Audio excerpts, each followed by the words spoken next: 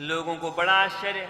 लोगों ने कहा, अरे आत्मदेव, तुम्हारा कैसे भाग्य का उदय हुआ है, तुम्हारे भी पुत्र हो गया और तुमको तो ये तुम्हारे गाय के भी मानव के समान संतान हो रही है। नामकरण करने चले आत्मदेव। सोचा कि मेरा नाम आत्मदेव है, मेरे पुत्र का नाम रखूंगा परमात्मदेव। लेकिन धुंधुली बड़ी हठी, बड़ी जिद्दी। बस सुने तो सब उसकी सुने, वो किसी की नहीं सुने। कह दिया कि अरे अपने नाम के ऐसा नाम रखना चाहते हो? नहीं नहीं, मेरे नाम के ऐसा नाम रखूंगी मेरे बेटे का। मेरा नाम धुंधुली तो मेरे बेटे का नाम धुंधुकारी। आत्मदेव ने कह दिया कि ठीक है भाई। जानते थे कि कितनी जिद्दी है वो, जो एक बार कह दे मनवा के मानती है। जो गाय के जन्म लिया बालक, उसका नाम रख दिया गाय के समान कान होने के कारण गोकर्ण। दोनों बालकों का पालन पोषण होने लगा, दोनों बच्चे बड़े होने लगे। जितने बड़े होने लगे, दोनों के गुण दोषों को अनुभव करने लगे सब लोग। कियत् कालेन तौ जातौ तरुणौ तनया बुभौ गोकर्ण है पंडितो ज्ञानी धुंधुकारी महाखल है।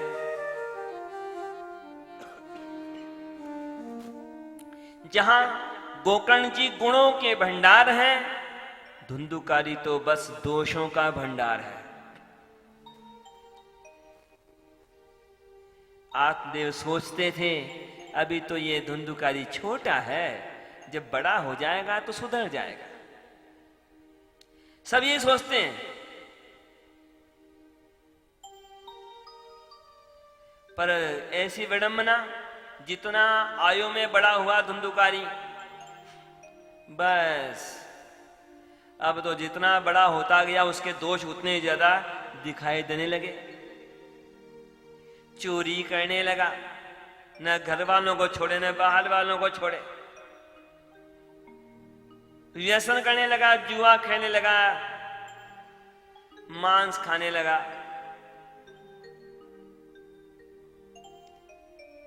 समझाने चले आत्मदेव एक दिन, अरे धुंधुकारी, ब्राह्मण के कुल में तुमने लिया जन्म, कैसा तुम्हारा आचरण। अरे केवल ब्राह्मण कुल में जन्म लेने से तुम ब्राह्मण नहीं बन गए।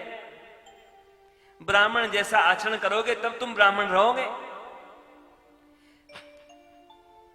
केवल जन्म से बात नहीं बनती, कुछ नियमों का तो पालन करो तुम। न कभी तुम संध्या वंदन करते,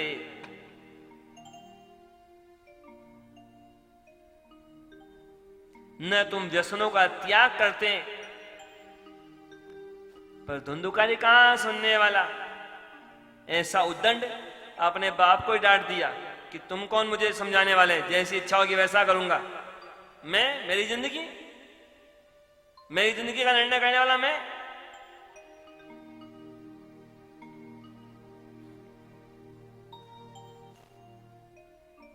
धुंधुकारी डांट के निकला बाहर। आत्मदेव बड़े दुखी, आंखों से आंसू बहने लगे। अरे कैसा बेटा मिला मुझे, अरे ऐसा बेटा तो न मिलता तो अच्छा था। कैसी विडंबना। या तो उस बेटे की लालसा में प्राण देने को तैयार थे कि बेटा होना, बेटा मिलना,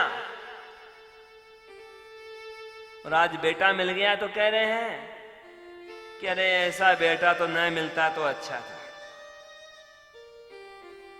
संतान न हो तो एक दुख,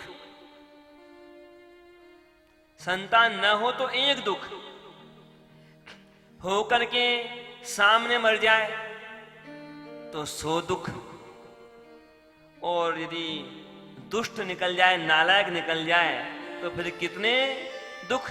गिनती करते रहो आराम से, भले गिनती खत्म नहीं होगी।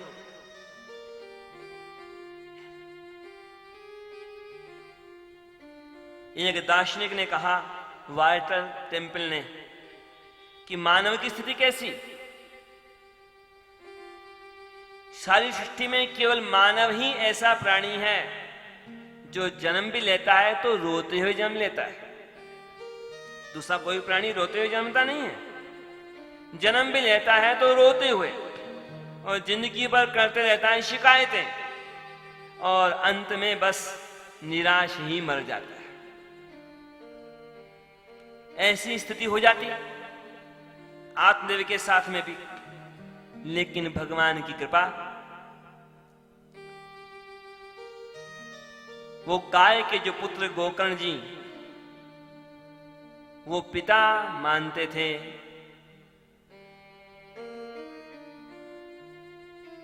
आत्मदेव ने उनका पालन पोषण किया था पुत्र की तरह। गोकर्ण जी आए, प्रणाम किया आत्मदेव को, पूछ लिया, पिताजी क्या बात है, क्यों दुखी आप? आत्मदेव ने कहा, क्या कहूं, तुम्हारा जो भाई है ये धुंधुकारी, ये मेरी बात मानता नहीं है, व्यसन में डूबा है। बड़े सुंदर ढंग से केवल 2 श्लोकों में उपदेश किया यहां गोकर्ण जी ने, केवल 2 श्लोक। पर उन 2 श्लोकों को भी कोई समझ जाए ढंग से तो उसे अलग से उपदेश सुनने की आवश्यकता शायद ही रहे। देहे स्थिमान् सरुदिरे विमतिं त्यजत्वम् जाया सुतादिषु सदा ममतां विमुञ्च पश्यानिशं जगदिदं क्षणभङ्गनिष्ठम् वैराग्य राग रसिको भव भक्ति निष्ठः। गोकर्ण जी ने कहा, देखो, आपके दुख का कारण धुंधुकारी नहीं है, आपके दुख का कारण है आपके मन का सूक्ष्म अहंकार और आपका ये ममता का रोग, मेरे का रोग। पता नहीं संसार में कितने लोग बिगड़े हुए हैं, पर उनके बिगड़ने का आपको दुख नहीं होता। पर आपने जो धुंधुकारी को किया, ये मेरा बेटा, बस ये जो मेरा माना ना आपने, ये आपको दुख दे रहा है। कर्तव्य है आपका, आप पिता हैं तो पुत्र को समझाना आपका कर्तव्य है, सही मार्ग दिखाना आपका कर्तव्य है। लेकिन कौन क्या करे, उसकी जिम्मेदारी उसकी। कौन किसका क्या?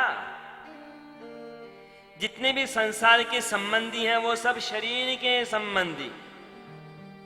और क्या यह शरीर भी अपना है? ये शरीर भी अपना नहीं है।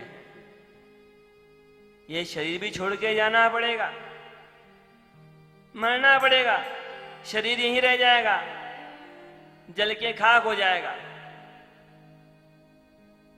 ये शरीर ही अपना नहीं है तो फिर शरीर के संबंधी अपने कैसे? यदि अपना मानना है आपको तो भगवान को अपना मानो।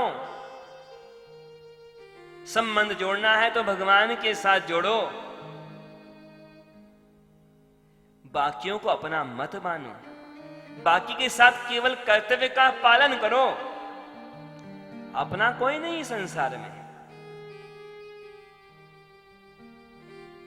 एक भक्त कवि ने बहुत सुंदर ढंग से कहा इस बारे में, कौन अपना?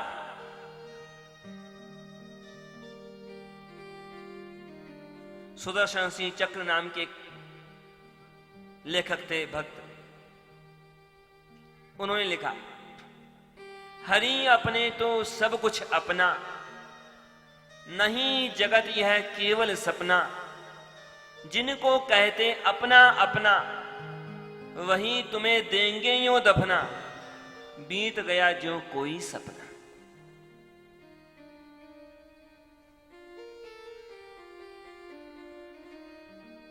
फिर समझाया, दूसरे श्लोक में समझाया कि आप औरों की बात छोड़ो, कौन क्या करता है उसका हिसाब मत लगाओ। दुनिया में बड़े होशियार लेते हैं लोग, दुनिया ही खबर रहती है कौन क्या कर रहा है, बस खुद की खबर नहीं रहती कि मैं क्या कर रहा हूं। खुद का करते हुए करते नहीं और औरों के हिसाब किताब को छोड़ते नहीं। धर्मं भजस्व सततं त्यज लोक धर्मान् सेवस्व साधु पुरुषान् जहि काम तृष्णाम् अन्यस्य दोष गुण चिंतनमाशु मुक्त्वा सेवा कथा रसमहो नितराम पिबत्वम्।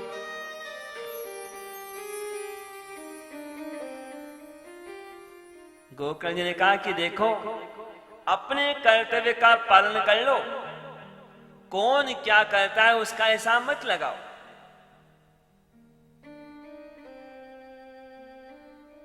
जब कभी जिस किसी को भी, बल्कि हर किसी को जाना पड़ेगा संसार छोड़ के, चाहे यमराज के सामने चाहे भगवान के सामने, तो वहां पर चाहे यमराज हो चाहे भगवान हो, वो न तो आपके परिवार की खबर पूछेंगे, न मोहल्ले की पूछेंगे, न गांव की पूछेंगे।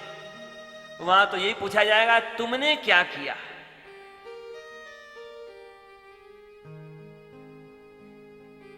वहां तो अपनी रिपोर्ट देनी पड़ेगी।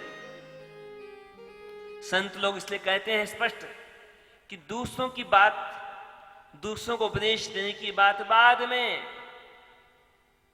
पहले खुद का हिसाब लगा लो, पहले खुद सही हो जाओ। दूसरे के घर में कितना कचरा पड़ा है उसका हिसाब मत लगाओ। तुम्हारा घर साफ है क्या? तुमने घर की सफाई कर ली क्या? तुमने तो कचरा नहीं फैलाया ना। दूसरे ने कितने पाप किए उसका क्या हिसाब? तुमने तो पाप नहीं किए ना। तेरे भावे कछु करे भलो बुरो संसार, नारायण तू बैठ के अपनो भवन बुहार।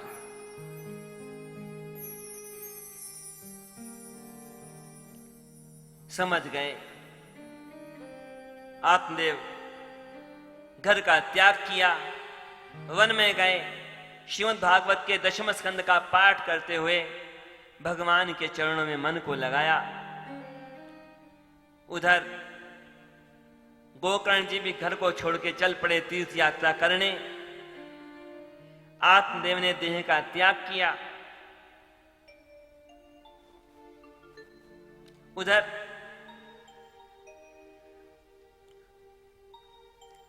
घर में तो बस धुंधुली धुंधुकारी। अब जिस मां ने अपने बेटे को बिगाड़ा था बचपन से, अब खुद बिगाड़ा तो परिणाम तैयार था। जैसा पहले बोया उसकी फसल अभी तैयार है, जो अभी बोएंगे उसका परिणाम आगे मिल जाएगा।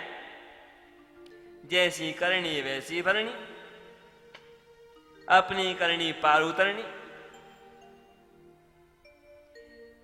धुंधुकारी अपनी मां को ही जलती लकड़ी लेके डराने लगा, बता कहां छिपा के रखा है तूने धन संपत्ति।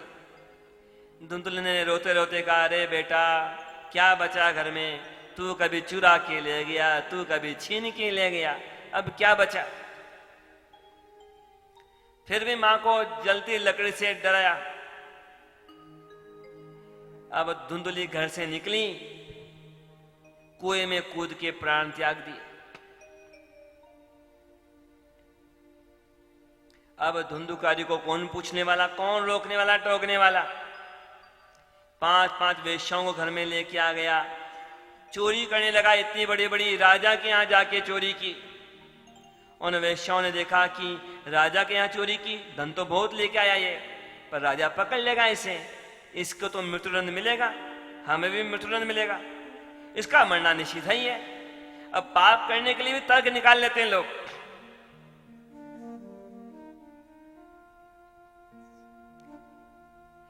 वो तर्क काम का जो हमें अच्छे कार्य की प्रेरणा देवे, उल्टे काम की प्रेरणा देवे, वो तर्क काम का नहीं। उन्होंने हिसाब लगाया कि इसका मरना निश्चित है, तो हम ही मार दें इसको। तो बस उसका गला दबाया, हाथ पे बांध दिए। गला दबाने से नहीं मरा तो जलते अंगारे ठूंस दिए उसके मुंह में। अपनी मां को जलती लाठी दिखा के डराया था तो जलते अंगारों से मरना पड़ा। वो धन संपत्ति समेट के चली गई। वो तो धुंधुकारी बन गया प्रेत। तीर्थ यात्रा में पता लगा, गया पहुंचे गोकर्ण जी, पता लगा उन्हें अपने भाई का, माता पिता की मृत्यु का। गया श्राद्ध किया उन्होंने सबका। अपने गांव की याद आई, जन्मभूमि की महिमा है ही है। चल पड़े।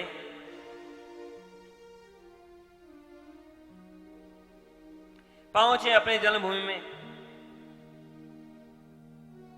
जननी जन्मभूमिश्च स्वर्गादपि गरीयसी। अपने गांव में पहुंचे तो आधी रात का समय। सोचा किसको जगाऊं, क्यों जगाऊं, क्यों परेशान करूं, अपने घर में चला जाता हूं। बंद पड़ा था घर, सुनसान घर, कचरा ही कचरा पड़ा है। जगह साफ की, आसन लगाया, भजन करने की तैयारी। पर दुष्ट है वो, प्रेत के रूप में धुंधुकारी। कहावत है कि आदत मरने के साथ जाती है, लेकिन यहां तो मरने के बाद भी आदत नहीं छूटी दुष्टता की। तरह तरह के भयानक रूप बना बना करके आ रहा है धुंधुकारी।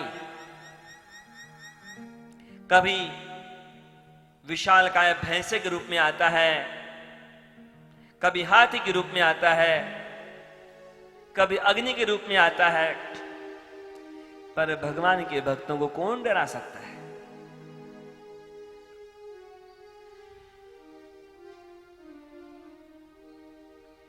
धुंधुकारी की हालतें देख करके उधर गोकर्ण जी इतना समझ गए कि जरूर कोई प्रेत है।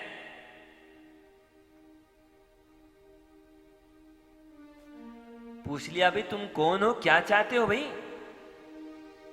अब तो धुंधुकारी सामने आ गया। बोलना चाहता है पर बोलने का सामर्थ्य नहीं है। पापों के कारण बोलने का सामर्थ्य नहीं है। रोने लगा, आंसू बहाने लगा। पाप करते समय तो आदमी बड़ा खुश होता है, बड़ा अहंकार होता है अपने पर, अपनी बुद्धि पर। अरे मैं कैसा तिकड़मी, अरे मैं कितना बुद्धिमान, अरे मेरे बराबर कौन। लेकिन जब पाप का फल भोगना पड़ता है तब भूल जाता है कि तब कितना रोना पड़ेगा।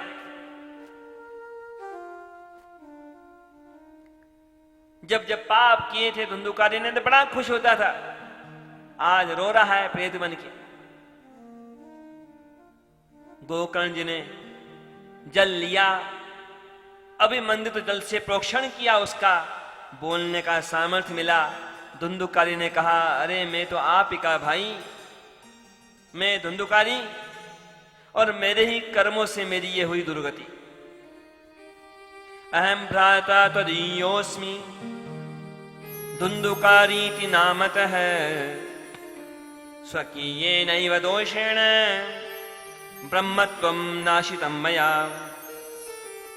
गोकर्ण जी ने कहा, क्या कहते हो धुंधुकारी, प्रेत?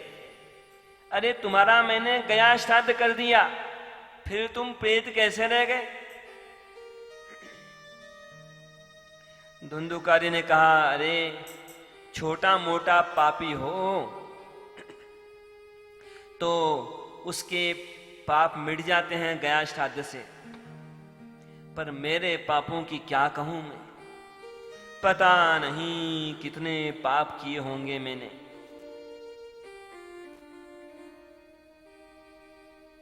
क्यों बनता है कोई प्रेत? जैसे कोई बड़ा अपराध करता है कोई व्यक्ति, बहुत सारे अपराध, तो जज को भी निर्णय करने में देर लगती है कि इसको क्या क्या दंड दिया जाए, कुल क्या दंड दिया जाए। वैसे ही कोई बहुत पापी हो तो यमराज को भी जब समय लगे कि हाँ अब इसको क्या क्या दंड देना, जब तक दंड लागू ना हो तब तक के लिए वह प्रेत बन जाता है। धुंधुकारी ने कहा आप दूसरा उपाय ढूंढो।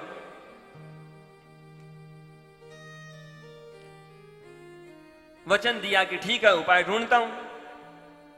इधर इतने में ब्रह्म मुहूर्त का समय हो गया। स्नान किया, तुंगभद्रा नदी में आत्मदेव ने, लोगों ने देखा, पूछा कब आए, क्या क्या देखा आपने, कहां कहां, बताओ हमें। आत्मदेव ने कहा कि बाकी बातें छोड़ो, अपने ही घर में मैंने रात को क्या देखा वो तो सुन लो, बताइए बात। लोगों ने कहा हमें भी कुछ ऐसा ही लगता था। आत्मदेव के पुत्र गोकर्ण जी ने धुंधुकारी के कल्याण के लिए फिर पूछा लोगों से कि भाई क्या करूं मैं उपाय। लोगों ने कहा हम क्या जाने, आप ही जानो उपाय, तो आप ही विद्वान हैं। संध्या वंदन करने लगे और बाकी देवताओं के लिए तो मूर्ति बनानी पड़ती है, स्थापना करनी पड़ती है, प्रतिष्ठा करनी पड़ती है। सूर्य नारायण भगवान तो साक्षात है। सूर्य नारायण भगवान से प्रार्थना की, उन्होंने उपाय बता दिया कि श्रीमद् भागवत का सप्ताह कथा के रूप में आयोजन करो, धुंधुकारी सुनेगा कथा को तो उसकी वह प्रेत पीड़ा नष्ट हो जाएगी। बताई बात, सबने कहा कि बिल्कुल अच्छी बात है, हमें भी कथा सुनने को मिलेगा। सुंदर कथा मंडप बना, कथा का आरंभ हुआ। धुंधुकारी भी आ गया, प्रेत था, वायु रूप में रहता है प्रेत, वायु के रूप में आया। वहीं पर एक सूखा हुआ बांस पड़ा था, उस बांस में घुस के बैठ गया कथा सुनने। कथा का आरंभ हुआ, पहले दिन कथा संपन्न हुई, बांस का एक पोर फट गया। अलग अलग दिन कथा चलती गई, दूसरे दिन दूसरा पोर फट गया बांस का, सातवें दिन कथा संपन्न हुई तो सातवां पोर फट गया।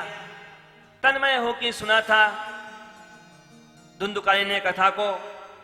भगवान की कृपा से दिव्य देह की प्राप्ति हुई। प्रणाम किया श्रीमद् भागवत को धुंधुकारी ने। धन्य है ये श्रीमद् भागवत की कथा जिसने मेरी ये प्रेत पीड़ा नष्ट की। धन्या भागवती वार्ता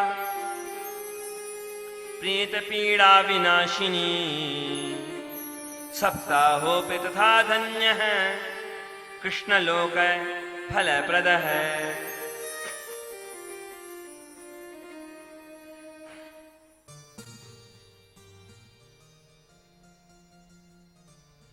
भगवान के पार्षद विमान लेकर के आ गए धुंधुकारी के लिए, पर भगवान के पार्षदों से शिकायत की गोकर्ण जी ने कि आप लोग पक्षपात कैसे कर रहे हैं। कि क्या पक्षपात, कि कथा तो इतने सारे लोगों ने सुनी और विमान लाए आप केवल एक इस धुंधुकारी के लिए।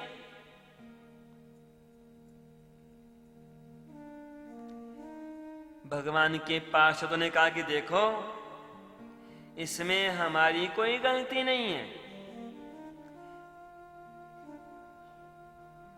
ये आपके बाकी श्रोताओं की गलती है। कि क्या गलती है, सब बैठे थे ना यहाँ पर, कोई उठ के नहीं गया बीच में, सब समय से आते थे, समय से जाते थे।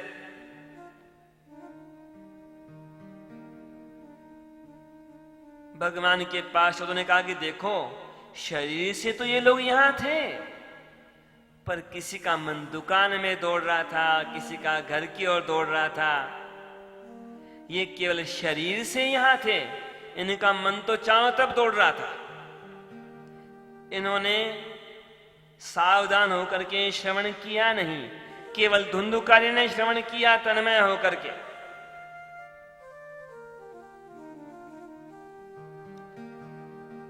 अदृढ़ं च हतं ज्ञानं प्रमादेन हतं श्रुतं, संदिग्धो हि हतो मंत्रो व्यग्रचित्तो हतो जपः।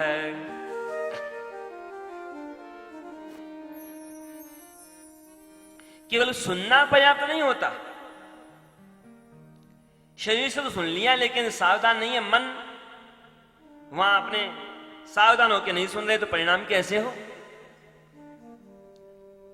क्लास एक होती है, पढ़ाने वाला भी एक होता है और पढ़ने वाले कई होते हैं। अब कोई तो उसमें मेरिट में आता है और कोई फेल होता है। कहने को तो भगवान श्री कृष्ण ने जैसा उपदेश किया गीता का अर्जुन के लिए, अर्जुन का जीवन तो धन्य धन्य हो गया। और बिल्कुल एक एक अक्षर उसी समय संजय ने भी धृतराष्ट्र को सुनाया गीता का उपदेश। शुरुआत वहीं से होती है गीता में। धृतराष्ट्र उवाच धर्म क्षेत्रे कुरुक्षेत्रे समवेतायुत्सव है माम का पांडवाश्चैव किम कुर्वत संजय। आगे संजय सुनाता गया, धृतराष्ट्र पूछता रहा फिर क्या हुआ, फिर क्या हुआ, फिर क्या हुआ। पूरा उपदेश कर दिया। पूरा उपदेश जहां अर्जुन को मिला, अर्जुन का जीवन धन्य। और धृतराष्ट्र पूछता ही रहा फिर क्या हुआ, फिर क्या हुआ। आखिर संजय को कहना पड़ा कि आगे और क्या सुनना चाहते हो। यत्र योगेश्वर कृष्ण है, यत्र पार्थो धनुर्धर, तत्र श्री विजयो भूतिर ध्रुवा नीतिर मतिर्मम। धृतराष्ट्र तो क्या हिसाब लगा रहा था। संसार में लोग हिसाब लगाते रहते हैं, हिसाब से बस जोड़ बाकी गुणा भाग, जोड़ बाकी गुणा भाग, कभी छूटता ही नहीं उनका। धृतराष्ट्र हिसाब लगा के बैठा था, ये तो 5 हैं, उनमें भी 3 1 के, 2 1 के, और मेरे तो 100 हैं, कहां 100 कहां 5। वो तो वो उत्तर सुनने की प्रतीक्षा में था कि 100 को देख के 5 भाग गए होंगे। पर बात वो गिनती की नहीं चलती। लोग पूजा पाठ करने बैठते हैं तब भी गुणा भाग हिसाब लगाते रहते हैं, हिसाब किताब। 1 घंटा मान लो 1 घंटा पाठ करना है या जब करना है, हिसाब लगाते हैं। अभी 5 मिनट हुए, 5 मिनट बाकी है। 10 मिनट हुए, अभी 50 मिनट बाकी हैं। अभी तो 1/6 समय बीता, अभी तो इतना समय बाकी है। बार बार जोड़ बाकी गुणा भाग, ये जोड़ बाकी गुणा भाग काम नहीं आता। ये बुद्धि ही मानव का गुण है और ये बुद्धि ही मानव का दोष है।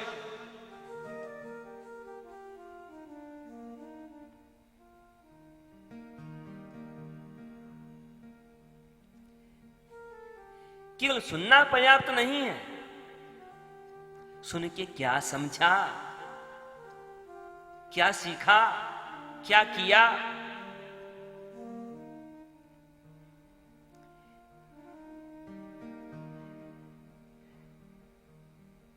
गोकर्ण जी ने पुनः कहा कि बात तो ठीक है, इन्होंने ध्यान से नहीं सुना होगा, पर कैसे कल्याण हो इनका भी, कि दोबारा कथा सुनाओ। तत्काल दोबारा कथा शुरू हो गई। इस बार तो सबने तन्मयता से भक्ति पूर्वक ऐसी सुनी कथा। कथा संपन्न होते ही तो भगवान के अनेक अनेक पार्षद अनेक अनेक विमान लेकर के आ गए, सबको भगवान के लोक में ले जाने के लिए। श्रीमन्नारायण भगवान की जय।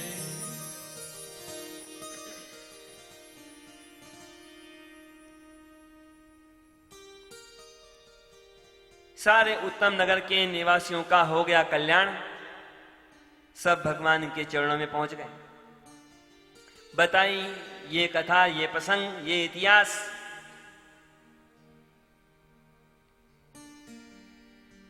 सनकादिक ने समझा दिया कि देखो नारद जी, ये है भगवान की लीला कथा।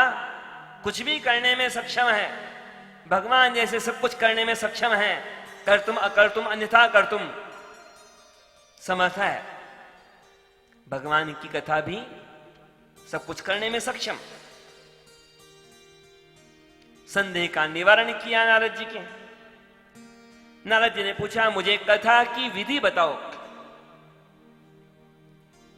कैसे कथा का आयोजन करना चाहिए, कैसा वक्ता हो, कैसा श्रोता हो, कैसे कथा का पूरा परिणाम मिले। बताइए आप मुझे। सनत कुमारों ने कहा, पहले तो अपने गुरु के पास जाकर के सही मुहूर्त का निर्णय करना चाहिए और अधिक से अधिक लोगों को उसका लाभ मिले, भगवान के अधिक से अधिक भक्तों को उसका लाभ मिले। इसके लिए अधिक से अधिक लोगों की व्यवस्था करनी चाहिए, लोगों से आग्रह करना चाहिए। 7 दिन के लिए, कोई 7 दिन स्वीकार न करे तो आओ 4 दिन के लिए, चाहे एक समय के लिए आए, लोगों को भगवान से जोड़ना चाहिए।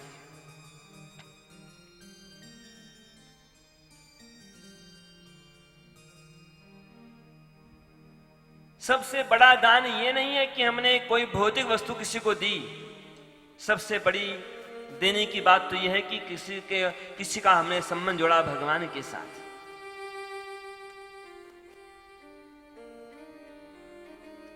सांसारिक वस्तुओं के लेने देने की विशेषता नहीं है, भगवान के साथ संबंध को जानने की, जोड़ने की विशेषता है। वक्ता के बारे में कहा, वक्ता कैसा हो? विरक्तो वैष्णवो विप्रो वेद शास्त्र विशुद्धिकृत दृष्टांत कुशलो धीरो वक्ता कार्योति निष्प्रिय। विरक्त हो वक्ता, जो खुद संसार में अनुरक्त हो, वो क्या भगवान में अनुरक्त करेगा किसी को? श्री वैष्णव हो, ब्राह्मण हो, वेद शास्त्र में पारंगत हो, गंभीर विषय को समझा सके, इसके लिए दृष्टांत कुशल भी हो, धैर्यवान हो, अत्यंत निष्प्रिय हो वक्ता। श्रोता के बारे में पूछा कि श्रोता कैसा हो, तो कह दिया कि देखो, वैसे तो श्रोता कोई भी हो सकता है, जो भी सुन रहा है वह श्रोता है, लेकिन पूरे परिणाम की बात है तब बात अलग है। स्कंद पुराण के महात्म्य में अलग अलग श्रेणियां कही गई श्रोता वक्ता के बारे में, फिर मोटी श्रेणियां कही गई अलग। कृष्णार्थीति धनार्थीति श्रोता वक्ता दुधामिता कि 2 तरह के श्रोता, 2 तरह के वक्ता। कि एक तो सांसारिक वस्तुओं की कामना करने वाले, चाहे नाम हो, चाहे धन हो, चाहे जो भी हो, एक तो सांसारिक कामनाओं वाले श्रोता वक्ता, और दूसरे केवल भगवान की प्राप्ति की कामना करने वाले। यहां श्रोता की बात चली कि पूर्ण फल की बात, तो कह दिया कि देखो, वैष्णवी दीक्षा से विहीन व्यक्ति भगवान की इस लीला कथा को श्रवण करने का पूरा अधिकारी नहीं है। विष्णु दीक्षा विहीना नाम नाधिकारः कथा श्रवे। कोई सोचेगा कि इसमें संप्रदाय का दुराग्रह है, दीक्षा क्यों जरूरी? पर यहां कोई दुराग्रह की बात नहीं। दीक्षा का मतलब क्या? कि हम भगवान के शरणागत हुए, कि हाँ हम भगवान के हैं, भगवान हमारे हैं, ये भावना अपने मन का निश्चय हो।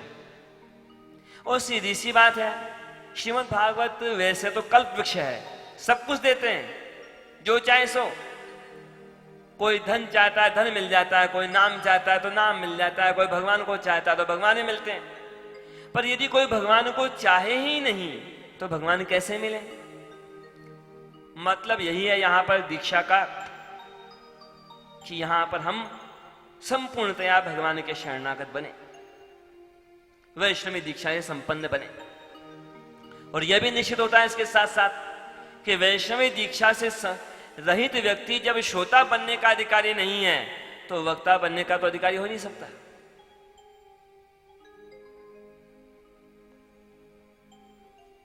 भोजन के बारे में नियम पूछा कि कैसा भोजन करें। सनकादिक कुमारों ने कहा कि देखो भाई, पहली बात तो यह है कि उपवास करें श्रोता वक्ता दोनों। नारद जी ने कहा तब तो हो गई कथा, 7 दिन कौन भूखा प्यासा रहेगा?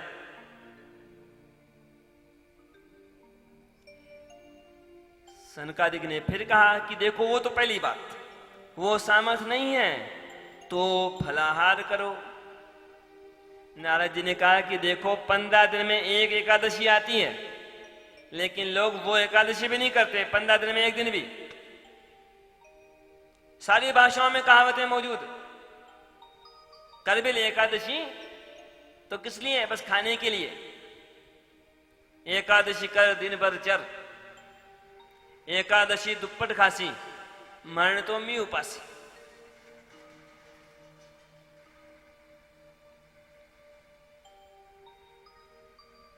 बाकी बातें हो, कभी उपवास की बात हो, एकादशी की बात हो, लोग तत्काल कहते हैं हमारे डॉक्टर ने कहा है जी भूखे मत रहो, हमारे डॉक्टर ने कहा है कि ये मत करो। और बाकी समय आए तो सब चल रहा है, हलवा चल रहा है, खिरान चल रही है, मीठा नमक सब चल रहा है। उस समय न तो शुगर वाले को मीठे की चिंता है, न बीपी वाले को नमक की चिंता है। लेकिन व्रत उपवास जब आए तब सारे नियम उसी समय याद आते हैं। नियम से नियम को काटो, ये नहीं कि नियम पालन करने के लिए, ये नहीं, बस नियम से नियम को काटो।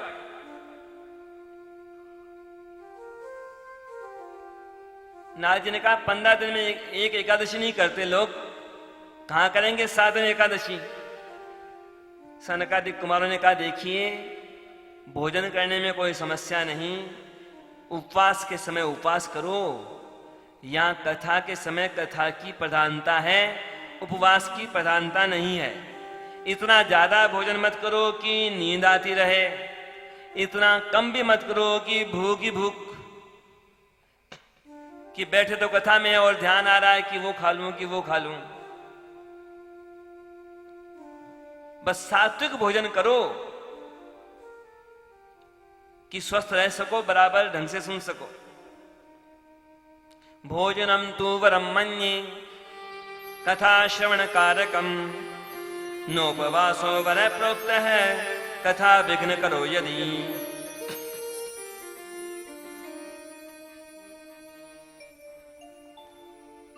नियम बताए और ऐसी महिमा, ऐसी कृपा भगवान की। और वैसे तो ये वर्णन भी हो रहा है जो सब संक्षेप में हो रहा है। जिस श्रीमद् भागवत का अध्ययन करने मात्र में ही जीवन बीत जाए तब भी अध्ययन नहीं हो, वो 7 दिन में कहां से हो?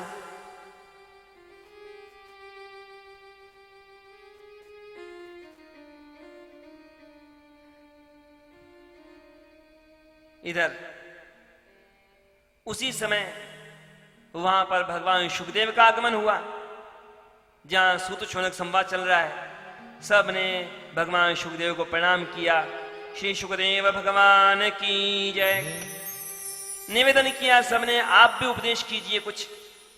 भगवान शुकदेव ने कहा कि देखो बहुत बातें बताने की, पर ये देख लो इस कथा को सुनने का जैसा सौभाग्य और जैसा रस इस पृथ्वी पर है वैसा और कहीं नहीं है। ये जो भगवान की लीला कथा है, इसका गायन और श्रवण ऐसा न तो कैलाश पर्वत पर हो सकता है, न वैकुंठ में हो सकता है, ऐसा तो इस धरती पर ही हो सकता है। इसलिए मौका कभी मत चूको।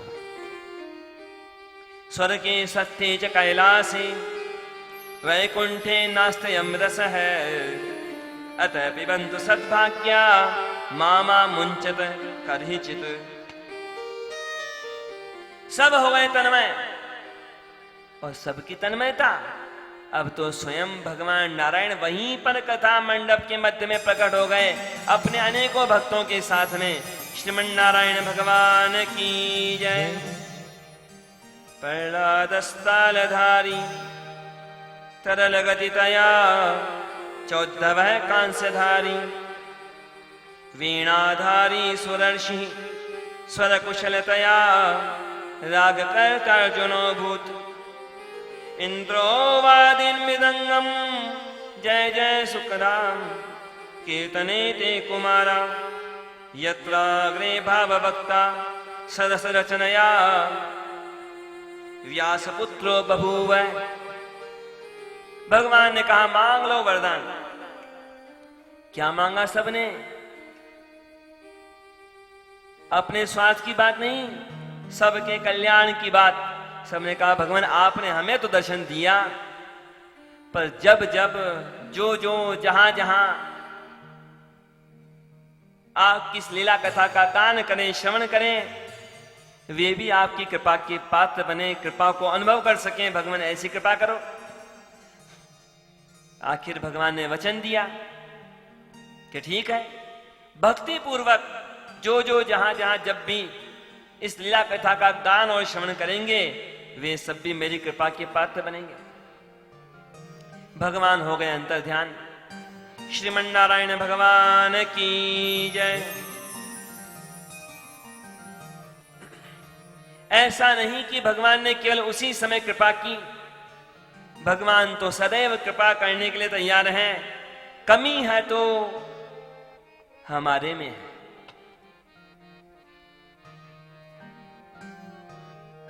जैसे बरसात तो हो रही हो निरंतर, और वहां कई बर्तन पड़े हों बरसात में खुले, तो जो बरसात में खुले मुंह से होंगे बर्तन, वो पानी से भर जाएंगे। लेकिन कोई बर्तन उल्टा पड़ा हो तो बर्तन भले ही कितना बड़ा हो, एक बूंद पानी उससे मिलने वाला नहीं। भगवान तो बस भक्ति के अधीन है। जो भक्ति से पुकारे, भगवान को तो बंद करके आना पड़ता है हमेशा हमेशा।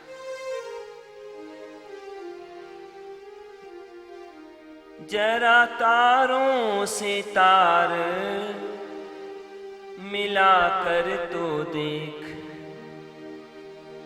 जरा तारों से तार मिला कर तो देख, प्रभु खिंचे हुए बंधे हुए चले आएंगे, प्रभु खिंचे हुए बंधे हुए चले आएंगे, प्रभु खिंचे हुए बंधे हुए चले आएंगे, प्रभु खिंचे हुए बंधे हुए चले आएंगे।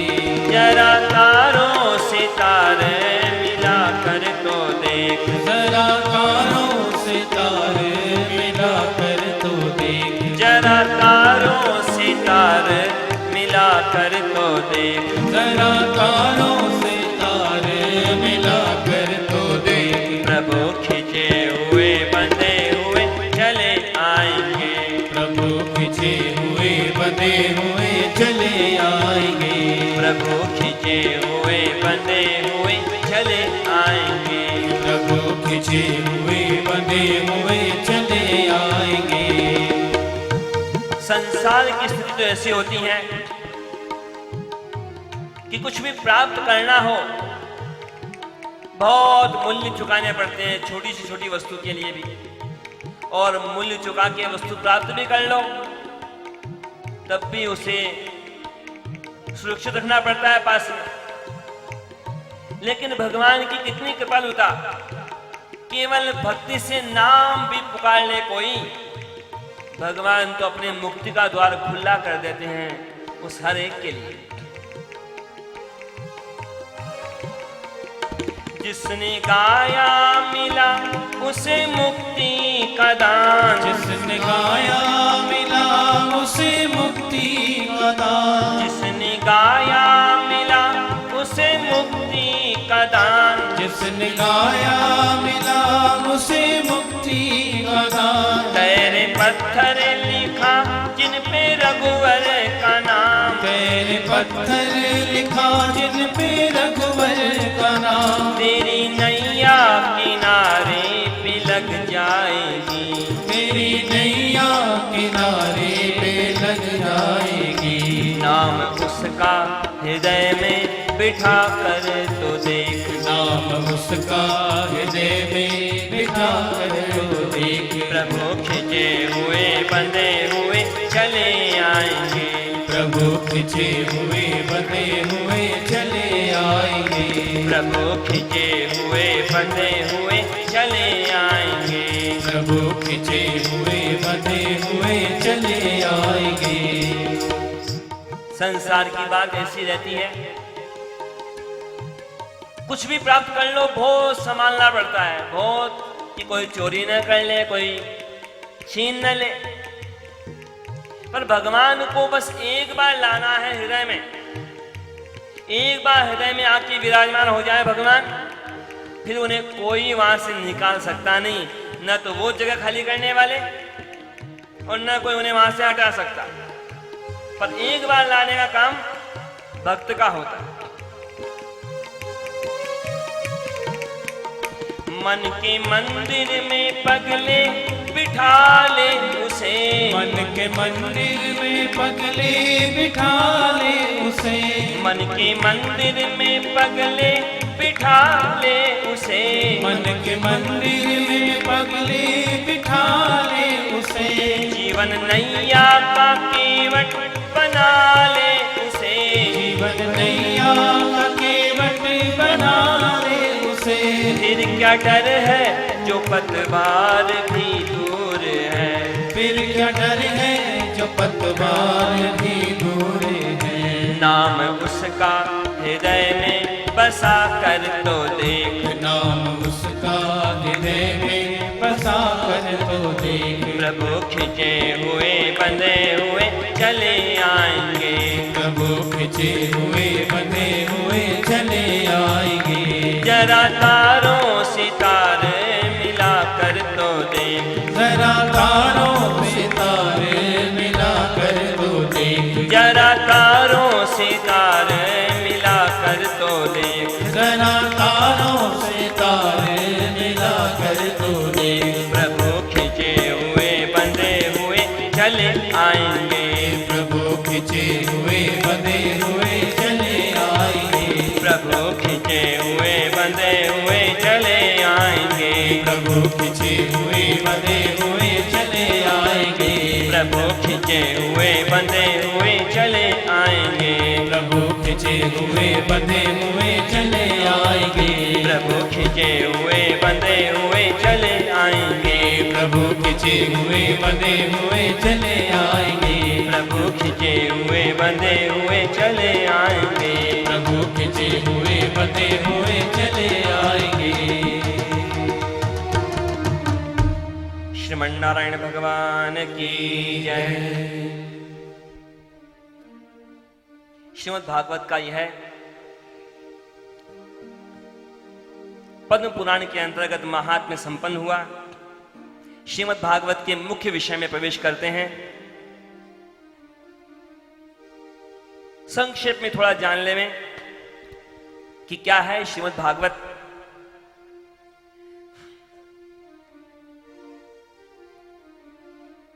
श्रीमद् भागवत महापुराण है। वैसे तो कुल मिला के 18 पुराण और आकार में कई पुराण श्रीमद् भागवत से बड़े हैं, लेकिन उन्हें महापुराण नहीं कहा गया। श्रीमद् भागवत को महापुराण कहा गया।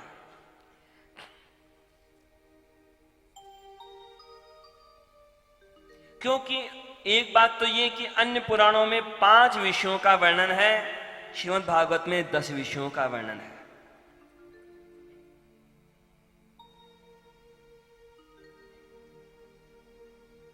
और पुराण पुराण क्यों है? पुरा अपि नवम नवम प्रतिभाति। कितने पुराण है ये पुराण? कितने पुराने हैं? फिर भी आज भी उतने ही उपयोगी हैं जितने अपने लिखने के समय थे। ये अंतर होता है, ये अंतर है पुराणों का और इतिहास का। इतिहास की घटनाएं हमेशा काम की नहीं रहती। इतिहास की घटनाएं, इतिहास किससे लिखा जाता है? अखबार की कतरन इकट्ठी कर लो, इतिहास बन गया। पर पुराण क्या है? उन घटनाओं का संकलन जो हमारे जीवन को दिशा देवे। पुराना जो शब्द है ना, पुराना शब्द, पुराना, यह भी पुराण से ही बना है। तो सोच लो कितना प्राचीन ये ग्रंथ है।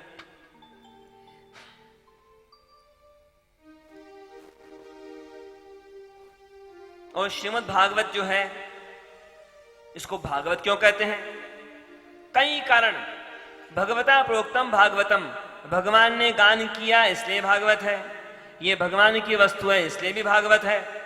ये भगवान के भक्तों की वस्तु है इसलिए भी भागवत है। इसमें भगवान के भक्तों का चरित्र है इसलिए भी भागवत है। और श्रीमद् शब्द क्यों लगा इसके साथ? ग्रंथ बहुत सारे हैं, पर केवल तीन के साथ में श्रीमद् शब्द लगा हुआ है। श्रीमद् वाल्मीकि रामायण, श्रीमद् भगवद गीता और श्रीमद् भागवत महापुराण। क्योंकि ये तीनों की तीनों सीधे तौर पर भगवान से जुड़े हैं, इसलिए इन्हें श्रीमद् शब्द के द्वारा, श्रीमद् शब्द के मुकुट से अलंकृत किया गया। ये श्रीमद् भागवत जो है, ये गायत्री मंत्र का भाष्य भी है, ये ब्रह्म सूत्रों का भाष्य भी है, ये वेद वेदांत का सार भी है, यह भगवान का वांगमय अवतार है, अक्षर रूपी विग्रह भगवान का। श्रीमद् भागवत में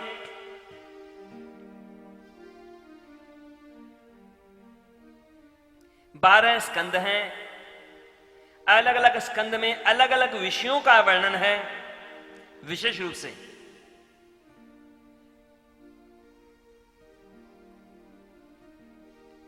और उन 12 स्कंदों का वर्णन किया गया कौशिक संहिता में अलग ढंग से।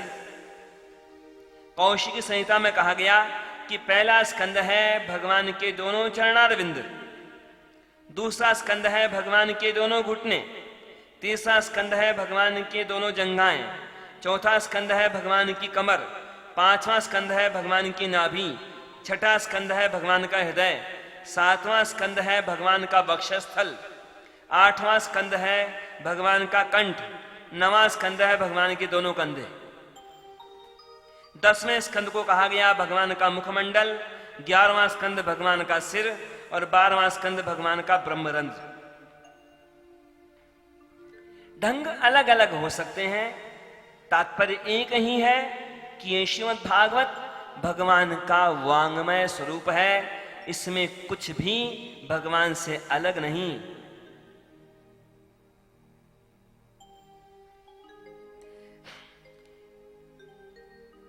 और यहां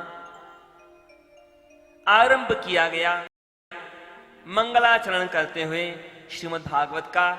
श्रीमद् भागवत के पहले स्कंद के प्रथम अध्याय के प्रथम श्लोक के रूप में भगवान को वंदन किया गया, मंगलाचरण किया गया। जन्माद्यस्य यतोऽन्वयादितरतस् चार्थेष्वभिज्ञः स्वराट् तेने ब्रह्म हृदय आदि कवये मुह्यन्ति यत् सूरयः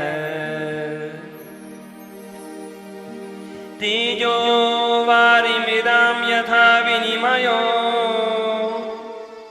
यत्र त्रिसर्गो मृषा धाम्ना स्वेन सदा निरस्तकुहकं सत्यं परं धीमहि।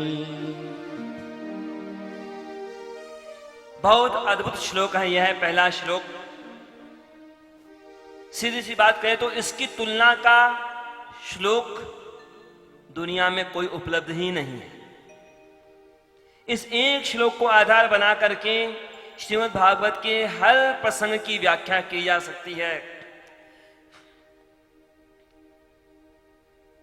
संक्षेप, अति संक्षेप में कहा जाए तो यहां केवल भगवान का वर्णन कि जिन भगवान के संकल्प के द्वारा सृष्टि की रचना, पालन, संहार होता है, जिनको जानने में बड़े बड़े ज्ञानी भी मोहित हो जाते हैं, जिनको केवल उनकी कृपा से ही जाना जा सकता है,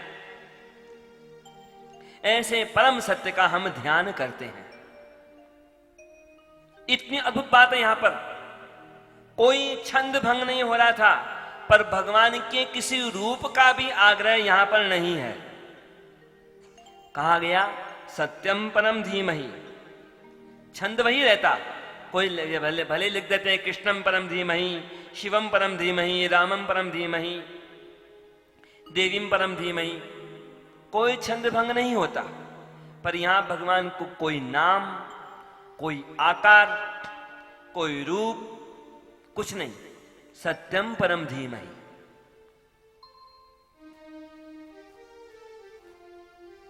चाहता तो यही था कि श्लोक का विस्तार करता, लेकिन समय सीमित, बल्कि समय तो आ गया। दूसरे श्लोक में श्रीमद् भागवत के अधिकारी चतुष्टय का चिंतन किया गया कि कौन है पात्र, कौन है लायक, कौन है योग्य इस श्रीमद् भागवत कथा को सुनने के लिए, परिणाम को प्राप्त करने के लिए।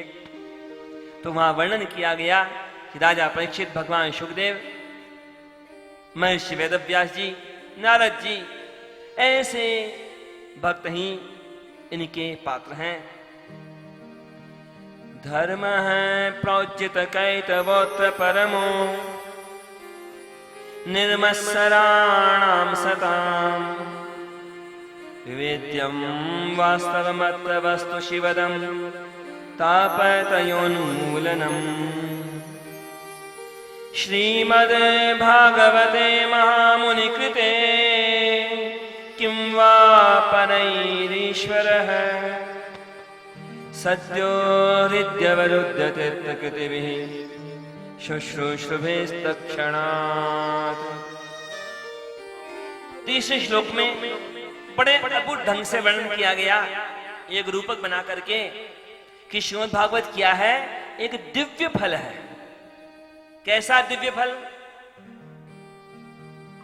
कि ये वेद रूपी कल्प वृक्ष का अद्भुत फल है।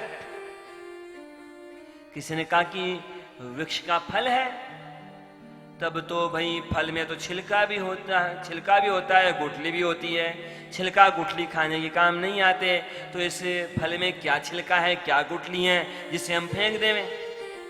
तो कहा गया कि ये तो ऐसा फल है, इसमें छिलका भी नहीं है, गुठली भी नहीं है, केवल रस ही रस है।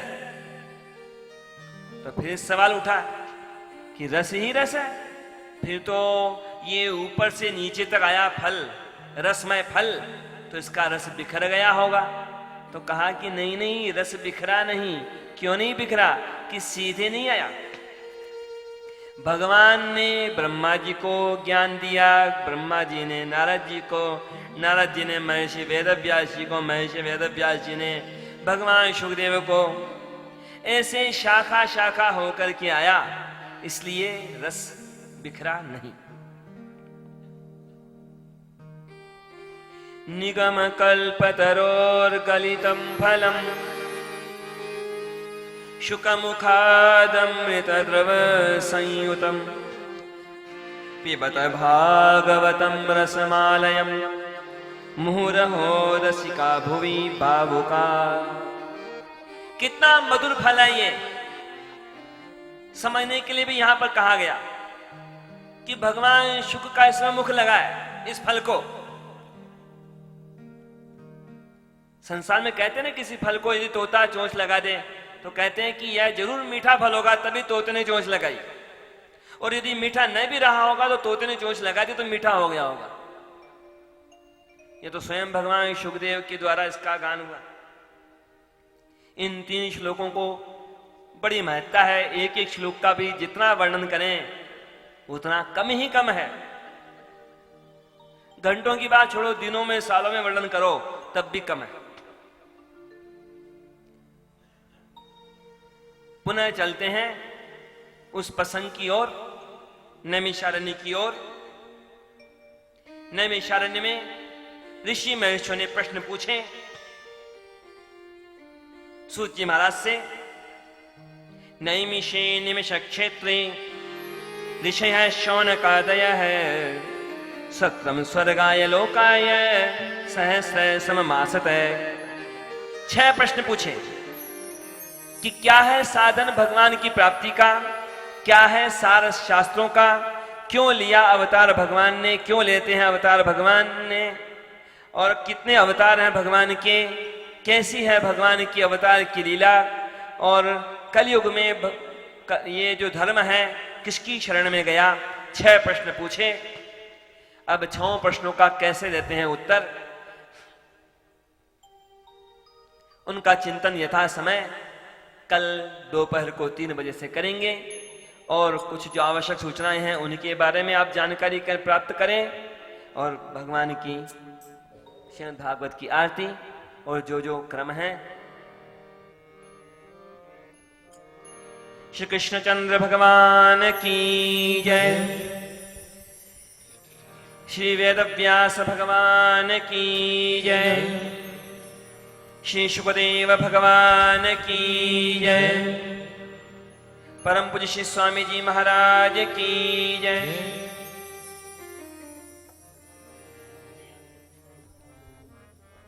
और झांकी का भी दर्शन करें।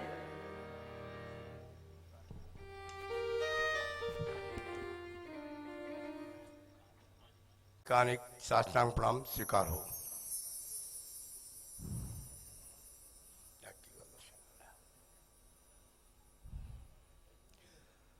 लक्ष्मण बाग में विराजित श्रीदेवी भूदेवी सहित विराजित भगवान बालाजी की रोज अभी धनुर्मास में पूजा अर्चना हो रही है।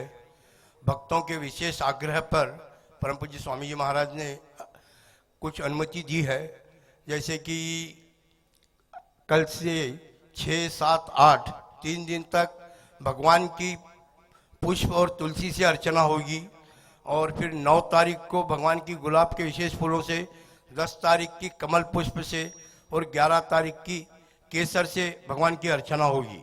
आप सभी इसका दर्शन करें, आनंद लें, और जिस किसी को भी इसमें भाग लेना हो, जिस किसी को भी इसमें भाग लेना हो, वो जहाँ पे आवास व्यवस्था की लिए रखी गई है जगह, वहाँ पे आए और अपना जो भी विचार। इसके साथ ही अभी धनुर्मास चल रहा है। धनुर्मास के अंदर जिस किसी को भी भगवान की गोष्ठी वगैरह करानी हो तो वो भी कृपया उसके लिए संपर्क करें। साथ ही भगवान के राजभोग के लिए अभी और आगे के लिए भी किसी और कोई नमूने की सेवा करनी हो तो कृपया संपर्क करें। ये आरती सुबह 8:30 बजे अर्चना आरती हुई, उसके बाद गोष्ठी प्रसाद लक्ष्मण बाग, सामने लक्ष्मण बाग के अंदर ये सब कार्यक्रम होंगे। आप सभी सादर आमंत्रित हैं।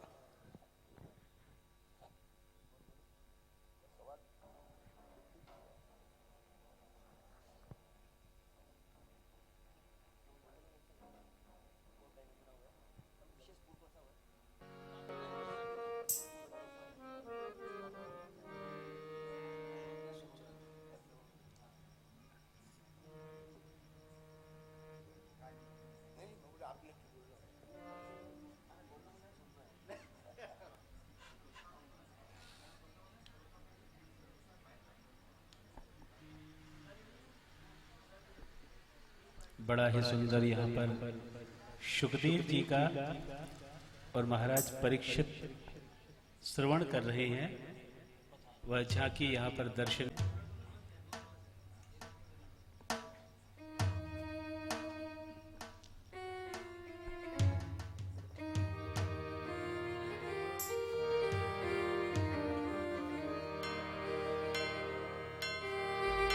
सफल कर लीजे, अपनो जन्म सफल कर लीजे। श्री यशोदा को परम दुलारो, श्री यशोदा को परम दुलारो। बाबा की अखियन को तारो, बाबा की अखियन को तारो। गोपिन के प्राणन सो प्यारो, गोपिन के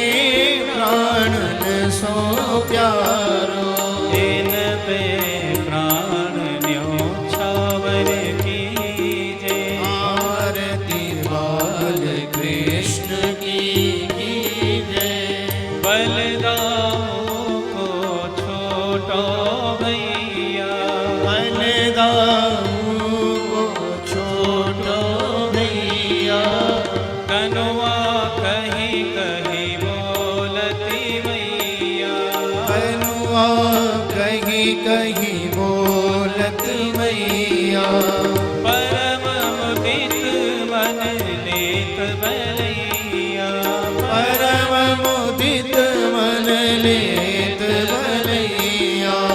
यह छवि नैनन में भर लीजे। आरती बाल कृष्ण की जय। श्री राधावर सुधड़ कन्हैया। श्री राधावर सुगढ़ कन्हैया। ब्रज जन को नवनीत खवैया। जन को नवनीत खवैया। देखत ही मन लेत चुरैया। देखत ही मन लेत चुरैया। अपनो सर्वस इनको दीजे। आरती बाल कृष्ण की जय। तो तरि बोलन मधुर सुहावे। ओ तरी बोलन मधुर सुगावे। सखन संग खेलत सुख पावे। सखन संग खेलत सुख पावे। सोई सुकृति जो इनको ध्यावे। सोई सुकृति जो इनको ध्यावे। अब इनको अपनो कर लीजे। आरती बाल कृष्ण की जय। आरती बाल कृष्ण की जय। आरती बाल कृष्ण की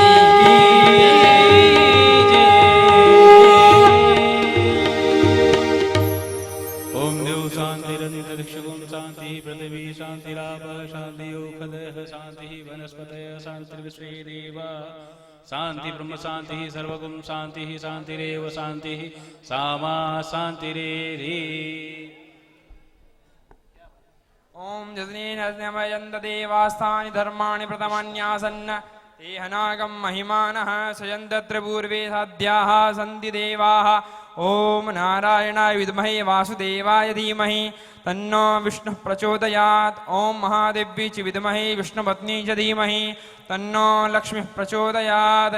ओम महापुराणाय विद्महे वाङ्गमय विग्रहाय धीमहि तन्नो भागवतः प्रचोदयात्। नानासुगन्धिपुष्पाणि यथा कालोद्भवानि च पुष्पाञ्जलिर्मया दत्तौ गृहाण परमेश्वर मन्त्रपुष्पाञ्जलिं समर्पयामि।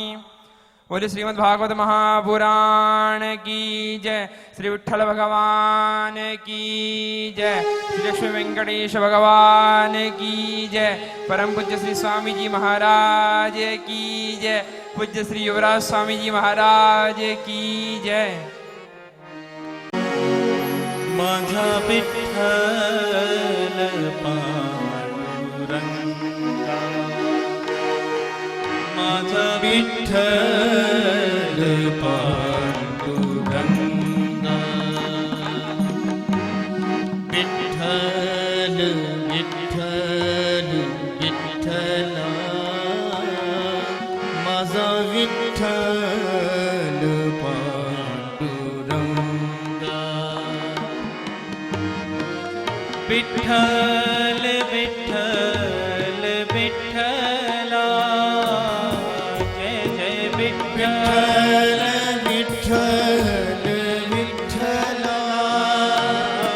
जय जय विठ्ठल विठ्ठल विठ्ठला। जय जय विठ्ठल विठ्ठल विठ्ठला। माझा विठ्ठल पांडुरंगा। माझा विठ्ठल पांडुरंगा। जय जय विठ्ठल